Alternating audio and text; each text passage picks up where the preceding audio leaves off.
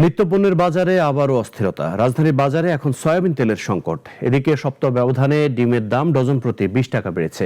বাজারের উত্তাপ নিয়ে বিক্রেতারা নানা অজুহাতের উপর দায় চাপিয়েই সারা, আর চাপ বাড়ছে সাধারণ ক্রেতাদের খরচের খাতায়। বিস্তারিত জানাচ্ছেন মুনিয়া জুথি। রাজধানীর বাজারে সয়াবিন তেলের সরবরাহে হঠাৎ সংকট তৈরি হয়েছে। অনেক দোকানে তেল পাওয়াই যাচ্ছে না, কোথাও বিক্রি হচ্ছে সীমিত পরিমাণে। এই সংকটের প্রভাব পড়ছে অন্যান্য নিত্যপণ্যের ওপরও। অস্থির হয়ে উঠছে পুরো বাজার ব্যবস্থা। এরই মধ্যে মুরগির দামের ঊর্ধ্বগতির ধারাবাহিকতায় এবার বেড়েছে ডিমের দামও। সপ্তাহ ব্যবধানে ডজন প্রতি দর 20 টাকা বেশি। ব্যবসায়ীরা বলছেন, উৎপাদন ও পরিবহন খরচ বাড়ায় এই চাপ তৈরি হয়েছে।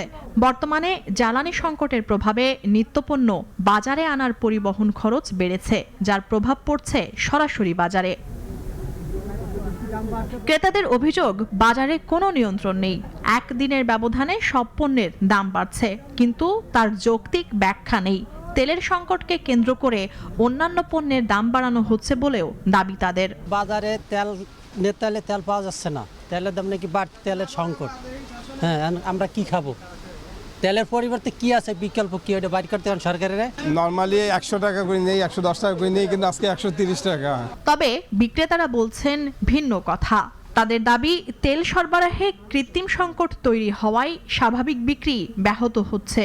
এতে লাভ তো হচ্ছেই না, বরং লোকসান গুনতে হচ্ছে।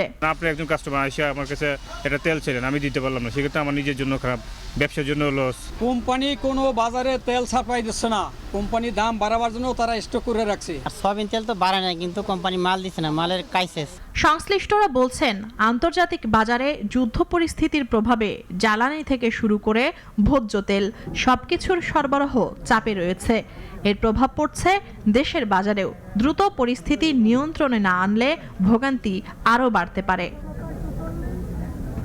মুনিয়া জুথি, নাগরিক, ঢাকা।